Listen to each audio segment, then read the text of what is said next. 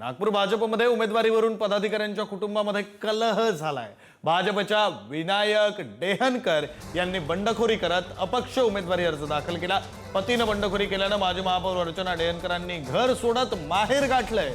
पक्षनिष्ठा आणि पतीचा निर्णय या कात्रीत सापडल्याने अर्चना डेहनकर नागपुरातच माहेरी जाऊन भाजपचा प्रचार करण्याचा त्यांनी निर्धार केलेला आहे। तर 2009 ते 2012 दरम्यान भाजपमुळे महापौरपद मिळाल्याने पक्षाच्या विरोधात जाणं अर्चना डेहनकरांना अमान्य असल्याने नागपुरात त्यांनी भावाचं घर गाठलं।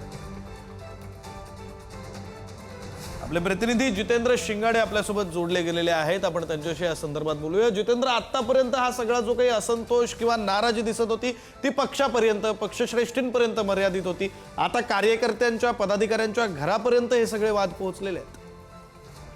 नक्कीच विक्रांत, कारण प्रभाग क्रमांक 17 मधील हा वाद आहे आणि भाजपमध्ये जे काँग्रेसचे माजी नगरसेवक आलेले आहेत मनोज साबळे यांना भाजपने उमेदवारी दिलेली आहे आणि त्यामुळे त्या प्रभागामधून विनायक डेहनकर जे माजी महापौर अर्चना डेहनकर यांचे पती आहेत ते इच्छुक होते, मात्र त्यांना तिकीट नाकारून मनोज साबळे जे काँग्रेसमधून आलेले होते त्यांना वेळेवर तिकीट दिलं आणि त्यामुळे विनायक डेहनकर यांनी पक्षाच्या सदस्यत्वाचा राजीनामा दिला आणि आपला अपक्ष उमेदवारी अर्जही दाखल केलेला आहे। मात्र पतीच्या या निर्णयावर अर्चना डेहनकर या त्यांच्यासोबत नाही आहेत आणि त्यामुळे त्यांच्या घरातच आता हा कौटुंबिक कलह पतीच्या बंडखोरीमुळे दिसून येऊन राहिलेला आहे आणि भाजपच्या ज्या माजी महापौर आहेत अर्चना डेहनकर या पतीचा प्रचार करणार नाही, कारण मी भाजपसोबत एकनिष्ठ आहे, गेली अनेक वर्षे भाजपचं काम केलेलं आहे, मला भाजपने महापौर पद देखील दिलेलं होतं, त्यामुळे पक्षाशी मी एकनिष्ठ राहील आणि पक्षाच्याच